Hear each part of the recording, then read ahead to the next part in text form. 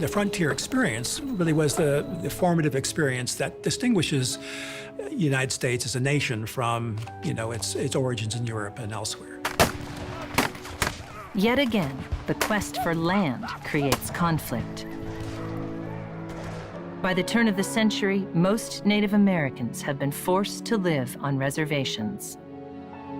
After the Indian Wars of the Plains, that frontier experience and the violence could be sequestered into a kind of nostalgic past. European Americans sort of look back in the past for something that they can latch onto as a marker of friendship, of peace, of sort of symbolic hope for a shared future that they can sort of hold up instead of holding up what's actually been happening over the last several decades as the US expanded westward. The first Thanksgiving, a legitimate moment of shared interest, diplomacy, and peace, is that perfect marker. Celebrating that magic moment when American Indians and Americans got along.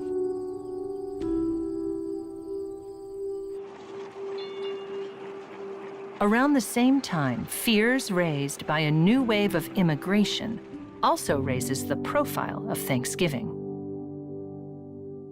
It's a response to the increasing diversity of the nation.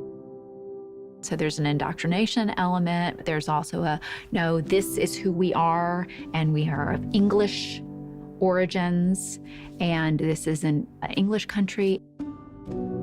I think absolutely that's why Thanksgiving has the power it does in the modern period. To help create a unified national story, public schools deliberately shape their curriculum around patriotic holidays. Schools determine what the facts are, schools determine authority, and for holidays like Thanksgiving, schools really transmit the practice.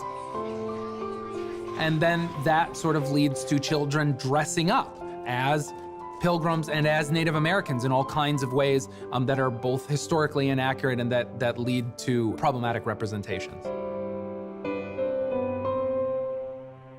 It reduces the people involved to caricatures and types that never have an opportunity for any kind of serious evolution. One of the difficulties with the stories that are frequently taught to children about American Indians is the old-fashioned 19th century idea that cultures go through these stages of development from primitive to civilization. Indians in that kind of educational scheme are the kind of living fossils of an ancient time.